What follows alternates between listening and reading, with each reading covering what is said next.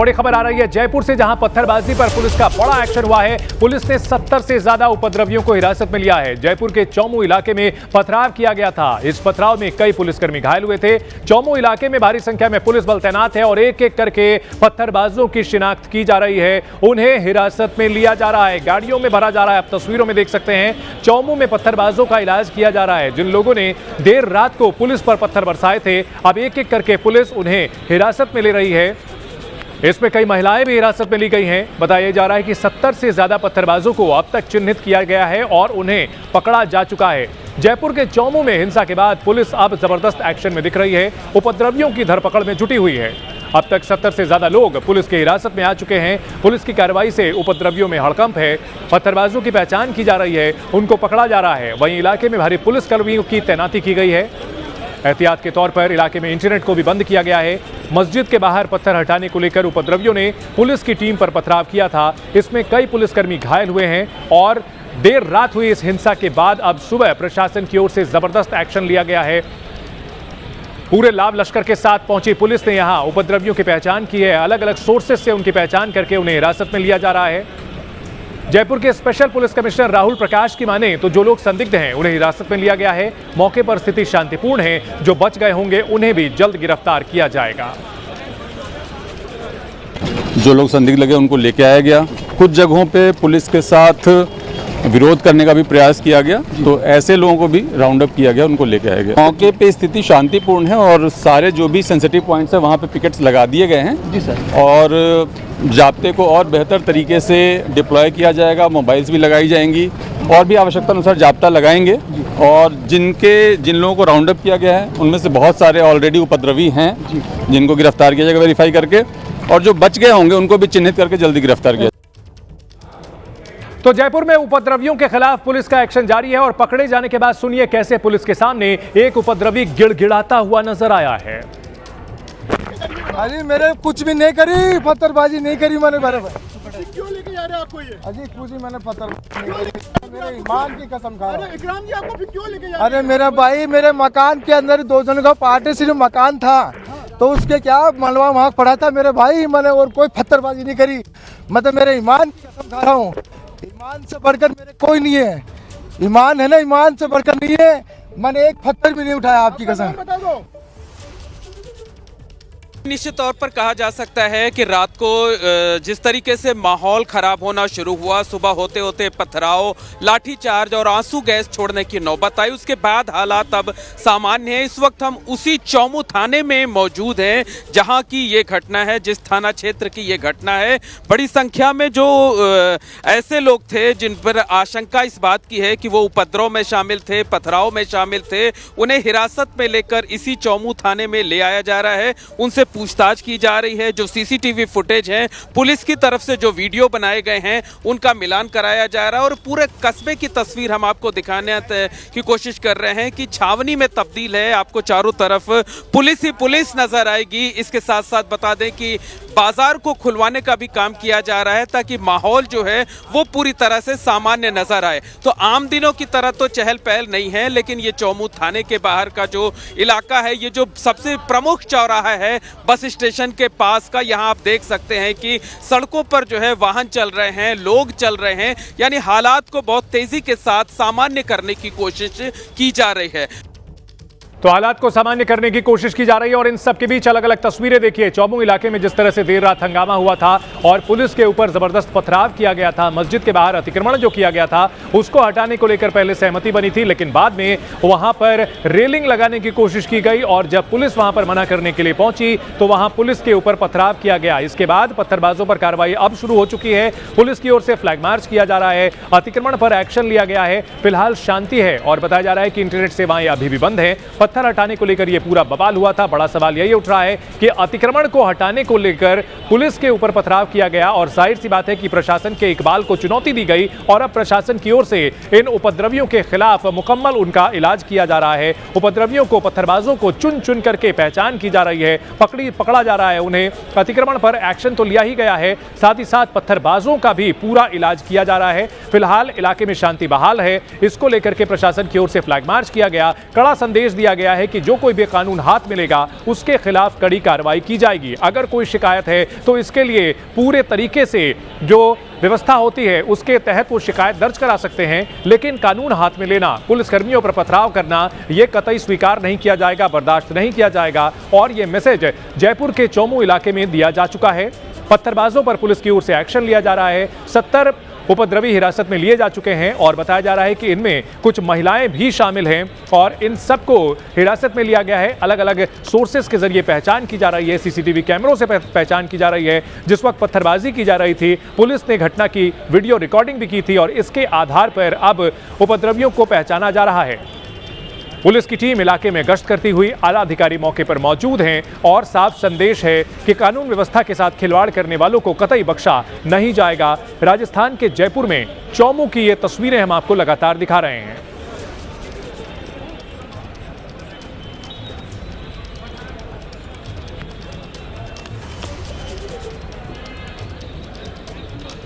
उन्नाव बलात्कार कांड में हाईकोर्ट से जमानत के बाद लगातार सवाल उठ रहे हैं। पूर्व बीजेपी विधायक कुलदीप सिंह सेंगर को सशर्त जमानत देने के फैसले के खिलाफ हाईकोर्ट के बाहर प्रदर्शन किया गया। इसमें पीड़िता और उसकी मां भी शामिल हुई। प्रदर्शनकारियों ने फैसले की कड़ी निंदा की और न्याय की मांग की। पीड़िता का कहना है कि हाईकोर्ट से उन्हें न्याय नहीं मिला। पीड़िता के समर्थन में कई सामाजिक कार्यकर्ता भी हाईकोर्ट के बाहर पहुंचे हैं, नारेबाजी कर रहे हैं, न्याय की मांग कर रहे हैं। कुलदीप सिंह सेंगर अगर जेल से बाहर आता है तो पीड़िता की जान को खतरा हो सकता है और ये मांग की जा रही है कि जब निचली अदालत से सजा दे दी गई तो आखिर दोषी ठहराए जाने के बाद कुलदीप सिंह सेंगर को तकनीकी आधार पर हाईकोर्ट ने जमानत क्यों दी है। तो एक ओर जहां सुप्रीम कोर्ट में अर्जी दाखिल की गई है, सीबीआई की ओर से भी इस फैसले का विरोध करने का फैसला किया गया है, वहीं दूसरी तरफ सामाजिक कार्यकर्ता दिल्ली हाईकोर्ट के बाहर प्रदर्शन करने के लिए सड़कों पर उतरे हैं। इस समय हमारी मौजूदगी दिल्ली हाई कोर्ट के बाहर है और आप यहाँ देख सकते हैं काफी संख्या में महिलाएं यहाँ पर पहुंची हैं। आइए बातचीत करने की कोशिश करते हैं। क्या कहेंगे आप यहाँ पर प्रदर्शन करने आए? हम लोग प्रदर्शन करने के लिए आए हैं कि निर्भया के बाद से लगातार लोगों की हिम्मत बढ़ती जा रही है। एक तो लड़की को यहाँ पे आने नहीं दे रहे पुलिस वाले और हम लोग आवाज उठाएंगे। कुलदीप सेंगर की जो ये हाई कोर्ट ने फैसला दिया है उसके साथ आए हैं और आखिरी तक हम लोग लड़ेंगे। पीड़िता के हम लोग साथ हैं। बलात्कारियों को, खूनी को रिहा करने राजनीति करे। बिल्किस बानू के गुनहगारों को भी रिहा किया, अब इसके गुनहगार, ये भी गुनहगार को रिहा किया। औरतों को क्या संदेश देना चाहते हैं कि आप बलात्कारी को संरक्षण दोगे और पीड़ित महिला को उसकी जिंदगी धोखे में डाल दोगे, ये नहीं चलेगा। राष्ट्रीय क्राइम ब्यूरो का भी आंकड़ा है कि औरतों पे हमारे देश में अत्याचार और गुनहगारी बढ़ गई है, फिर भी आप ये काम कर रहे हो। ये बहुत बड़ी साजिश औरतों के खिलाफ है। पॉक्सो बनाया ही क्यों? और ये एमएलए है, एक ओहदे पे है, इस संविधान के ऊपर उन्होंने कसम खाई और फिर बलात्कार कर रहा है, मर्डर कर रहा है। बहुत बहुत सैड है। आज हमारे देश में लड़की का खुल के बाहर आना, इस चीज को फाइट करना वही बहुत मुश्किल है। उस लड़की ने एमएलए के खिलाफ आवाज उठाई, उसकी फैमिली को खत्म कर दिया, उसके फादर को मार दिया, वो वेंटिलेटर पे थी और आज जब वो कन्विक्ट हो गया आपने उसको रिलीज कर दिया। ये किस तरह का उदाहरण आप पूरे देश को दे रहे हैं? हम यही कहेंगे, आज के टाइम में हर नारी, हर लड़की असुरक्षित है। सरकार हमेशा बलात्कारियों के साथ है। हम न्याय लेके रहेंगे, हर उस लड़की के साथ है जिसको न्याय नहीं मिल रहा है। उन्नाव कांड की पीड़िता लगातार हाईकोर्ट के फैसले पर सवाल उठा रही है। उनका कहना है कि सीबीआई ठीक से केस की पैरवी नहीं कर रही और इसीलिए सेंगर को राहत मिल गई।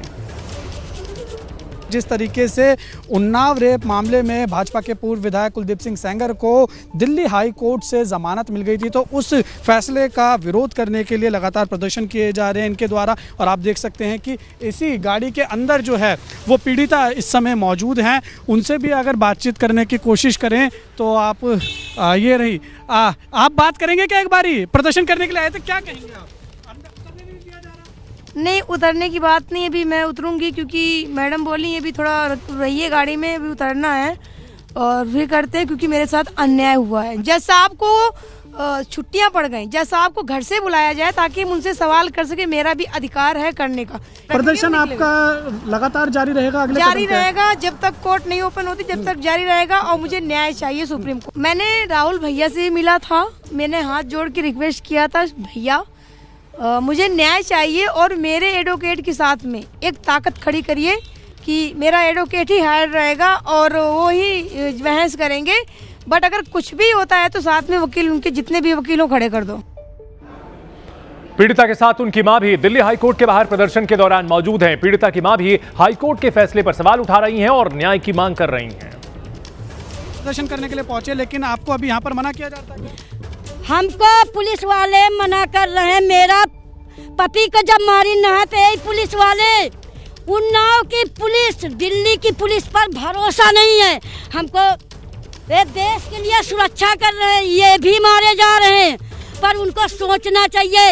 एक आज अपने पति की लड़ाई लड़ते लड़ते यहाँ सुप्रीम कोर्ट, हाई कोर्ट, 30,000 नीची अदालत ने न्याय दिया।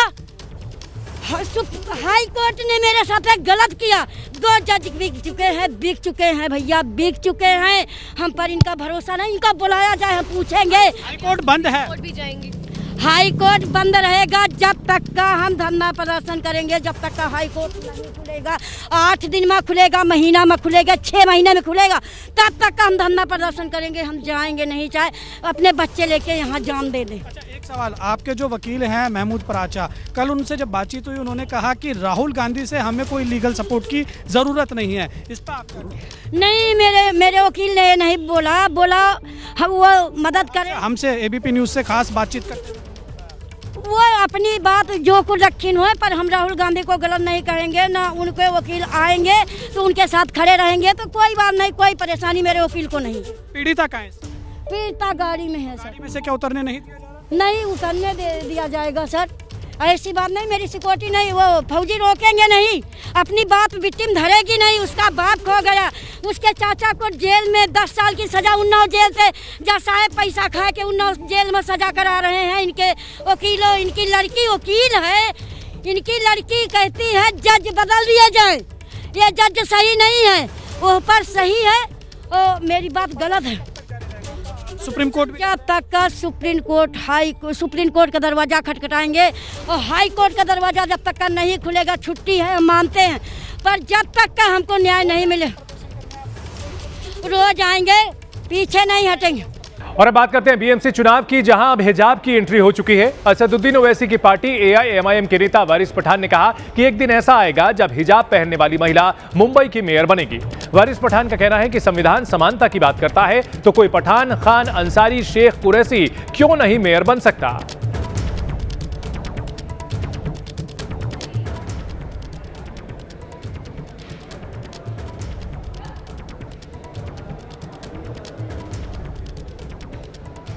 जिसको जनता चाहेगी, जिसको जनता वोट देगी, मोहब्बत से नवाजेगी, वो बनेगा मेयर।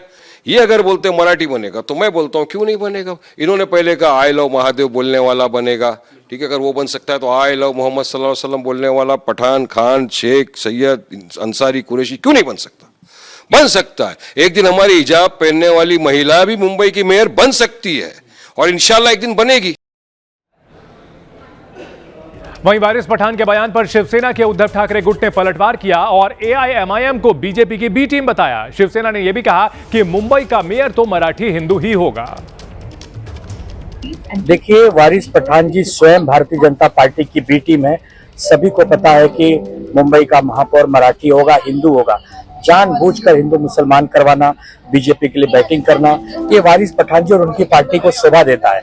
अगर आपको मुसलमान और निकाब, खताब, जो भी आप कह रहे हैं, अगर ये सब करना है, नकाब चाहिए कि खिताब चाहिए, आप बांग्लादेश और पाकिस्तान से ट्राई करिए।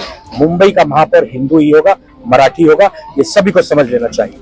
वहीं उत्तर प्रदेश में ब्राह्मण बैठक को लेकर के कलेश शुरू हो गया है और बीजेपी आलाकमान ने सख्त चेतावनी देते हुए 3 दिन पहले जो उत्तर प्रदेश की राजधानी लखनऊ में बीजेपी विधायकों की बैठक हुई थी, उस पर निर्देश दिए हैं। विधायक पीएन पाठक के घर बीजेपी के करीब 40 विधायक जुटे और इस जुटान का नाम सहभोज रखा गया था, लेकिन जाति के नाम पर इस मीटिंग को लेकर राजनीति में हंगामा मच गया। बड़ी खबर यह है कि बीजेपी ने इसको लेकर कड़ी आपत्ति जताई। बीजेपी के प्रदेश अध्यक्ष पंकज चौधरी ने जाति के नाम पर मीटिंग करने वाले विधायकों को कड़ी चेतावनी दी है। पंकज चौधरी ने कहा कि विधायक नकारात्मक राजनीति का शिकार न बने। इस तरह की बैठक बीजेपी के संविधान और आदर्श के खिलाफ है। वर्ग विशेष की राजनीति में पार्टी को विश्वास नहीं। इस तरह की बैठक करने से समाज में गलत संदेश जाता है और अगर दोबारा ऐसा हुआ तो इसे अनुशासनहीनता माना जाएगा। तो बीजेपी के ब्राह्मण विधायकों की बैठक हुई थी। लगभग 40 विधायक इस बैठक में पहुंचे थे और इसको लेकर अब नए नवेले प्रदेश अध्यक्ष पंकज चौधरी ने साफ साफ संकेत दिया है कि इस तरह की बैठक किसी भी तरह से स्वीकार नहीं की जाएगी और अगर दोबारा ऐसी कोई बैठक होती है तो अनुशासनहीनता मानकर इस पर आगे कदम उठाया जाएगा।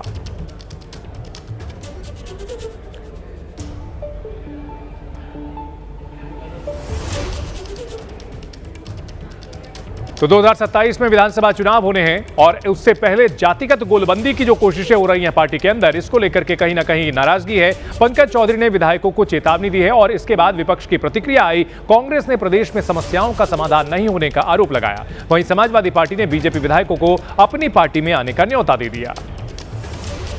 पूरे प्रदेश में योगी आदित्यनाथ जी की सरकार में लोगों को चुन चुन कर निशाना बनाया जा रहा है, चाहे वो ब्राह्मण समाज के लोग हों, दलित समाज महिलाओं की बात हो और सरकार अपराधियों को बचाती नजर आती। तमाम ऐसी घटनाएं, तो जो असंतोष का पानी है अब उस सर के ऊपर से बह रहा है। लोग बैठक कर रहे हैं और उसको दबाने के लिए प्रदेश अध्यक्ष जी को चिट्ठी जारी करनी पड़ रही है। संवाद नहीं हो रहा है, समस्याओं का समाधान नहीं हो रहा, दबाने की कोशिश है। 2027 में जनता हिसाब किताब करेगी। 2024 में जिस तरीके से उत्तर प्रदेश में बीजेपी को हराया और 2027 में तो सुपड़ा साफ हो जाएगा। भाजपा के नेतृत्व द्वारा, प्रदेश नेतृत्व द्वारा उनको धमकी दी जा रही है कि अगर आगे ऐसी बैठक हुई तो निश्चित तौर पर कार्रवाई की जाएगी। और जब कुटुंब परिवार की बैठक होती है तब कोई कार्रवाई नहीं होती, ना उनको कोई धमकी दी जाती है। और अगर ब्राह्मण भूमिहार के विधायकों ने सत्र के दौरान बैठक कर लिया, आपसी औपचारिक बातचीत कर लिया, तो प्रदेश और केंद्रीय नेतृत्व को बड़ी दिक्कत हो रही है।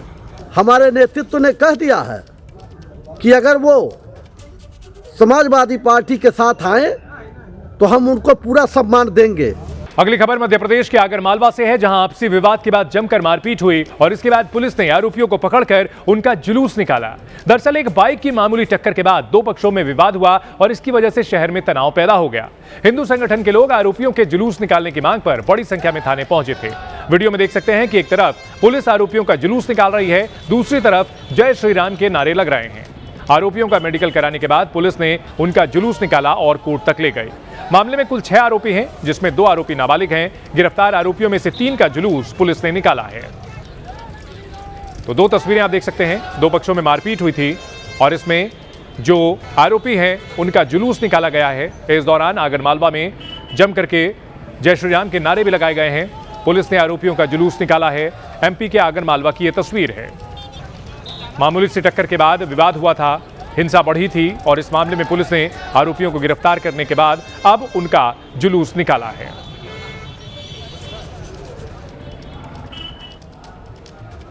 यूपी के हापुड़ में 15 दिसंबर को मुनीम से हुई 85 लाख रुपए के लूटपाट के आरोपी अभी भी फरार हैं। मुनीम से हुई लूट का सीसीटीवी फुटेज अब सामने आया, जो हाईवे पर लगे कैमरे में कैद हुआ। हालांकि पुलिस ने इस लूट की घटना के बाद लुटेरों पर 50-50 हजार रुपए का इनाम घोषित किया है, लेकिन पुलिस अभी इन लुटेरों को पकड़ नहीं पाई है। सीसीटीवी में दिख रहा है कि बाइक सवार लुटेरे हाईवे पर दौड़ती बाइक पर मुनीम से रुपयों से भरा बैग छीनकर भागते दिखते हैं। लुटेरों ने मुनीम की बाइक को लात मारकर गिरा दिया, जिससे मुनीम बुरी तरह से घायल हुआ। इसके बाद लुटेरे हाईवे पर पुलिस की पेट्रोलिंग न होने की वजह से आसानी से फरार हो गए। बीते 15 दिसंबर को दादरी के आढ़त कारोबारी का मुनीम पैसों का कलेक्शन कर वापस लौट रहा था और तभी लूटपाट की वारदात हुई। इस मामले में पुलिस ने कुछ संदिग्धों को हिरासत में लिया और पूछताछ कर रही है। पुलिस को कारोबारी के दोस्त पर मुखबिरी का शक भी है।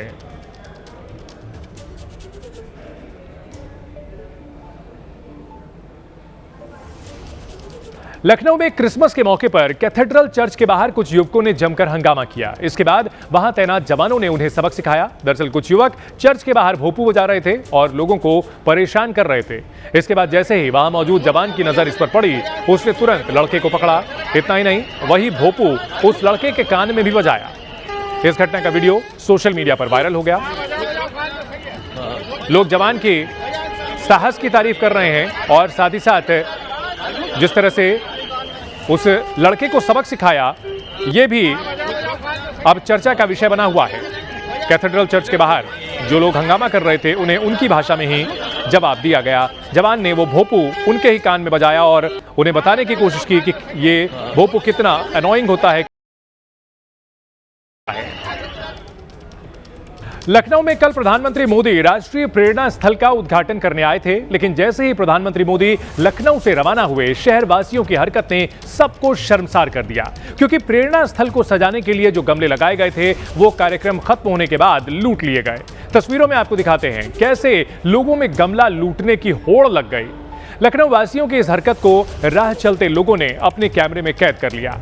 ये वीडियो सोशल मीडिया पर काफी वायरल हो रहा है। साथ ही साथ लोग सवाल उठा रहे हैं कि आखिर ऐसी हरकत कहां तक जायज है। अच्छे खासे सभ्य दिखने वाले लोग गमला चोरी करते हुए नजर आ रहे हैं। बाइक रोक रोक कर छोटे छोटे गमले अपने साथ ले जा रहे हैं, चोरी कर रहे हैं। तो लखनऊ तहजीब का शहर, अदब का शहर, लेकिन लखनऊ वासियों की इस हरकत ने शहर को शर्मसार किया है।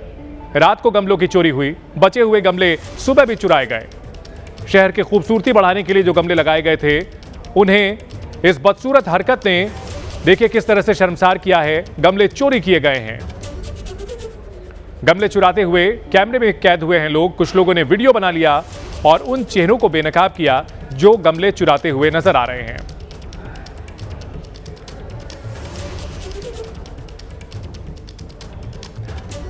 गमला चोरी की शर्मनाक घटना पर लखनऊ के मेयर सुषमा खरकवाल का बयान आया। उन्होंने गमला चोरों के पोस्टर लगाए जाने की बात कही है।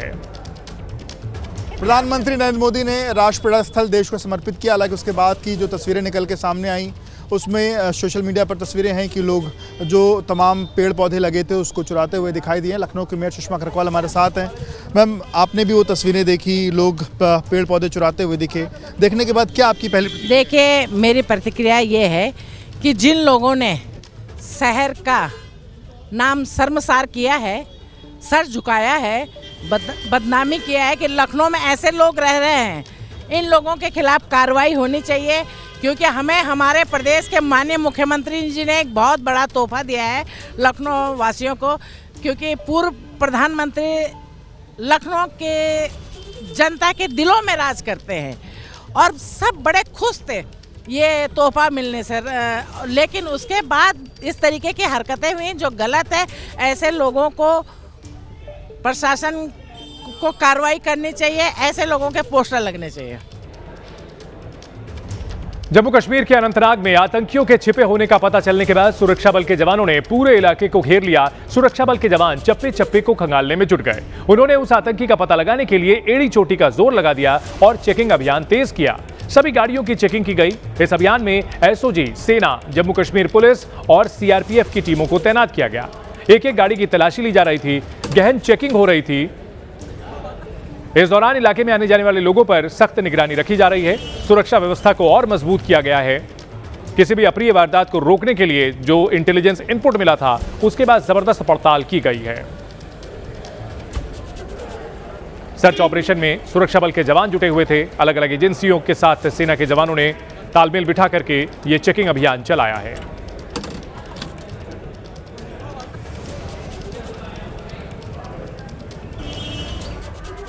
हरियाणा के गुरुग्राम में शादी से इनकार करने पर एक युवती पर उसी के एक दोस्त ने क्लब के अंदर गोली चला दी। युवती को अस्पताल में भर्ती कराया गया। जब पुलिस ने इस मामले में अब कार्रवाई शुरू की है, पुलिस ने हमले के 2 आरोपियों को गिरफ्तार कर लिया है।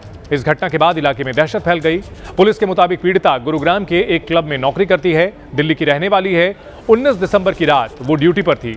देर रात करीब 1 बजे उसने फोन कर अपने परिजनों को बताया कि एक युवक ने उस पर गोली चला दी है और उसे अस्पताल ले जाया जा रहा है। पुलिस के मुताबिक आरोपी तुषार लगातार युवती पर शादी का दबाव बना रहा था, झगड़ा किया करता था। इतना ही नहीं, आरोपी ने पहले भी उस युवती के घर पर फायरिंग की थी। युवती पहले से शादीशुदा भी है। गुरुग्राम पुलिस की एमजी रोड पुलिस चौकी में एक इन्फॉर्मेशन मिली थी कि एक क्लब में किसी व्यक्ति के द्वारा एक महिला को गोली मार दी गई है। लेटर में उस महिला के हस्बैंड के द्वारा पुलिस को एक लिखित शिकायत दी गई थी और उस शिकायत में उन्होंने बताया था कि उनकी जो पत्नी है वो गुरुग्राम के क्लब में नौकरी करती है, तो वहाँ किसी लड़के की उनसे मुलाकात हुई और किसी बात के कारण उस लड़के ने उनके ऊपर गोली चला करके जानलेवा हमला कर दिया। इस मामले में पुलिस के द्वारा एफआईआर रजिस्टर करने के बाद में 2 अक्यूज को अरेस्ट किया गया है। मध्य प्रदेश के इंदौर में क्रिसमस के कार्यक्रम में जमकर हंगामा हुआ। शहर के द हब मॉल में क्रिसमस के मौके पर एक इवेंट हो रहा था। इवेंट में मौजूद 1000 से अधिक लोगों के बीच हिंदूवादी नेताओं और कार्यकर्ताओं ने विरोध जताते हुए क्रिसमस थीम डेकोरेशन हटा दिया। इसके दौरान नारेबाजी भी हुई है। इन संगठनों ने क्रिसमस थीम सजावट को लेकर आपत्ति जताई। इसके बाद कार्यकर्ताओं ने सजावट को हटाना शुरू किया। कुछ हिस्सों में तोड़फोड़ भी हुई। मौके पर मौजूद लोगों ने जय श्री राम के नारे लगाए, जिससे कुछ समय के लिए अफरा तफरी का माहौल बन गया। बड़ी संख्या में भीड़ मौजूद होने के कारण यहां हंगामे के हालात बने रहे। एमपी के इंदौर की ये तस्वीर, जहां पर मॉल के अंदर क्रिसमस थीम को नष्ट किया गया। हजारों की संख्या में लोग यहां मौजूद थे। इस बीच कुछ हिंदूवादी संगठनों के कार्यकर्ता पहुंचे और जय श्री राम के नारे लगाते हुए वहां क्रिसमस थीम को उखाड़ करके फेंक दिया, सजावट में तोड़फोड़ की।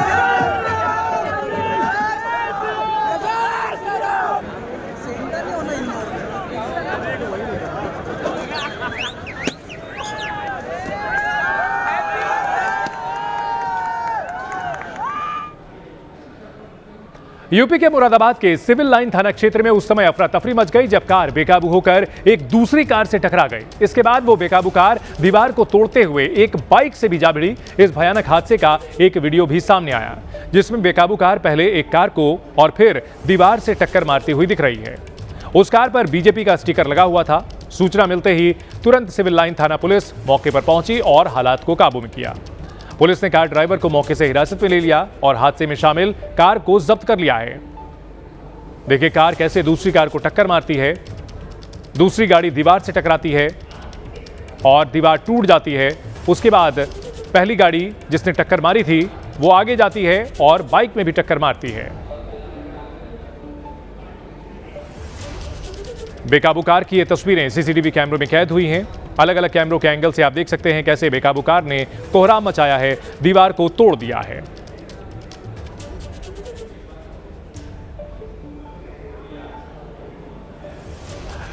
यूपी के नोएडा में तेज रफ्तार थार ने कई वाहनों को टक्कर मार दी। बेखौफ थार का ड्राइवर टक्कर मारने के बाद फरार हो गया, लेकिन पुलिस ने बाद में उसे पकड़ लिया। दरअसल सेक्टर 24 इलाके में कई गाड़ियां खड़ी थीं, तभी तेज रफ्तार थार आई और एक के बाद एक कई गाड़ियों को टक्कर मार दी। हादसे में एक व्यक्ति गंभीर रूप से घायल हुआ है। वीडियो में आप देख सकते हैं कि कई बाइक्स और गाड़ियां पूरी तरह से क्षतिग्रस्त हैं। जब तक लोगों को संभलने का मौका मिलता, थार चालक मौके से फरार हो गया। हालांकि पुलिस ने ड्राइवर को पकड़ लिया, साथ में गाड़ी को भी कब्जे में लेकर सीज कर दिया है।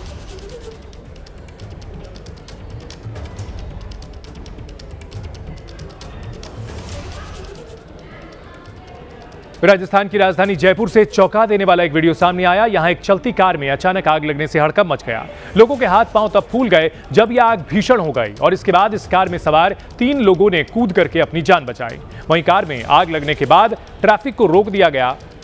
हालांकि यह साफ नहीं हो पाया कि कार में यह आग कैसे लगी, लेकिन देखिए बीच सड़क पर कैसे कार आग का गोला बनी हुई है। भीषण अग्निकांड होता हुआ दिख रहा है। आग की लपटों ने गाड़ी को पूरी तरह अपनी आगोश में ले लिया है। अंदाजा लगाना मुश्किल है कि यह कार हुआ करती थी, क्योंकि यहां सिर्फ और सिर्फ आग की लपटें धधकती हुई नजर आ रही हैं। राहत की बात बस ये रही कि कार में सवार लोगों ने समय पर कूद करके अपनी जान बचा ली। जयपुर में इस हादसे के बाद वहां अफरा तफरी का माहौल बना रहा। ट्रैफिक को रोक दिया गया। अंदाजा लगाया जा सकता है कि इस भयंकर आग में कार पूरी तरह से बर्बाद हो चुकी है।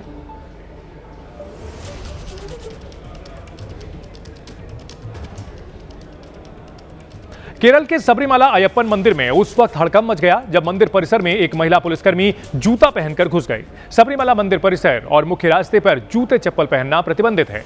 भक्तों को नंगे पैर चलना होता है, लेकिन वो महिला पुलिसकर्मी जूता पहने हुए मंदिर परिसर में घूमती नजर आई। उनके साथ 2 और महिला पुलिसकर्मी देखी गई। हालांकि लोगों ने जब उन्हें जूता पहने हुए देखा तो उनका विरोध शुरू कर दिया। वहीं इस घटना का वीडियो वायरल होने के बाद कुछ लोगों ने गुस्सा भी जाहिर किया है।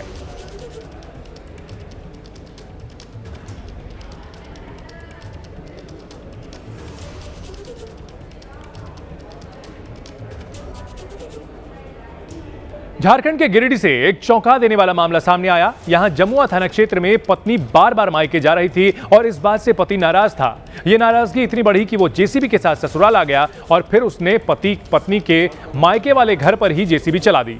उसने जेसीबी से घर की दीवार ढा दिया। इस बीच वहां गांव वाले जुटे और तब जाकर दामाद रुका और धमकी दी कि अगली बार पूरा घर गिरा देगा। अब इस मामले की सूचना जमुआ पुलिस को दी गई। पुलिस मामले की जांच में जुटी है। जानकारी के मुताबिक आरोपी पति का घर घटना स्थल से कुछ दूरी पर स्थित है।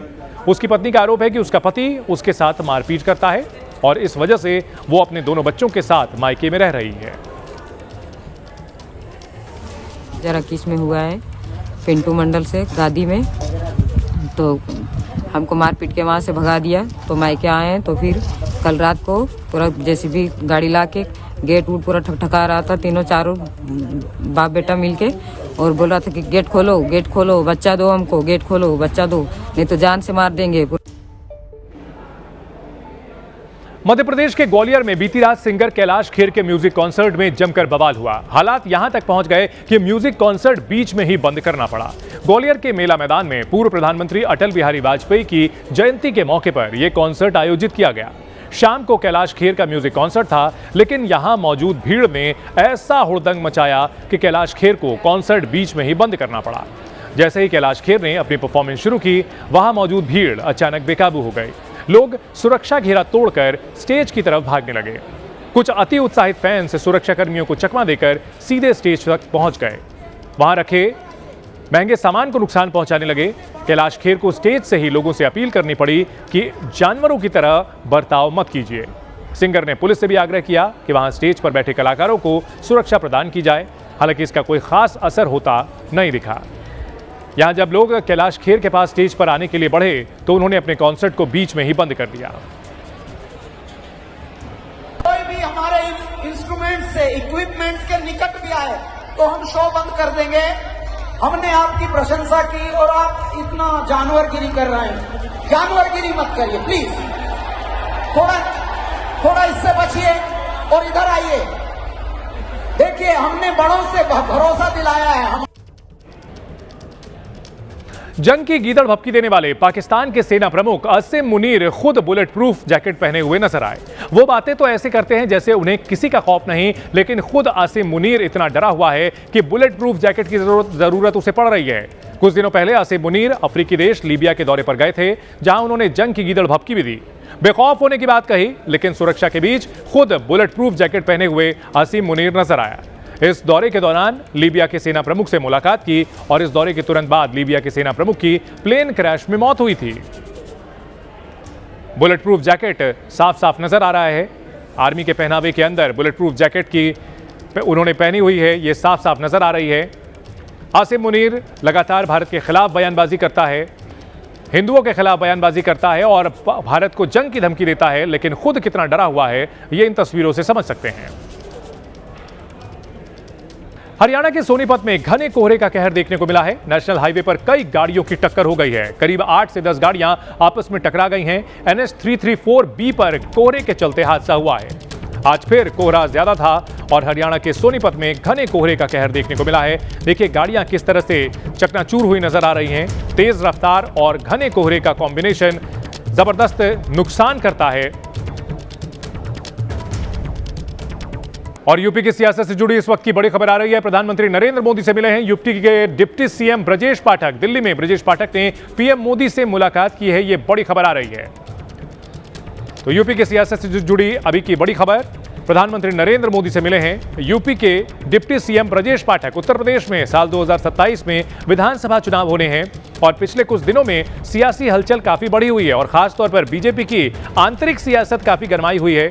कुछ ही दिनों पहले ठाकुर समाज के विधायकों की बैठक होती है फिर ब्राह्मण समाज के विधायकों की बैठक होती है, उसके बाद प्रदेश अध्यक्ष की ओर से विधायकों को चेतावनी दी जाती है और अब यूपी के डिप्टी सीएम ब्रजेश पाठक प्रधानमंत्री नरेंद्र मोदी से मुलाकात करते हैं। जाहिर सी बात है इसे शिष्टाचार मुलाकात या फिर सामान्य मुलाकात बताया जाएगा, लेकिन एक चीज साफ है कि 27 को लेकर के बीजेपी के अंदर भी काफी सरगर्मी देखने को मिल रही है।